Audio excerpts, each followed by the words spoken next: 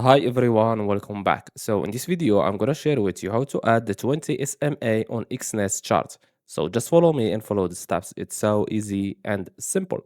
So first of all, go to Exness and go to indicators here at the top left. Click on it. Here at the search bar, type moving average and choose this one. Click on it. And now, as you can see, we added our SMA, but you need to change it to a 20 SMA.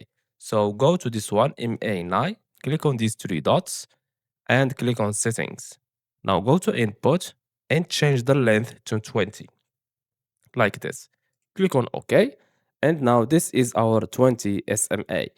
Now click on these three dots here, go to settings, style, and you can change the color from here if you want to change the color. So we have here blue, you can change it for example to yellow. Also you can change the thickness from here, for example this one.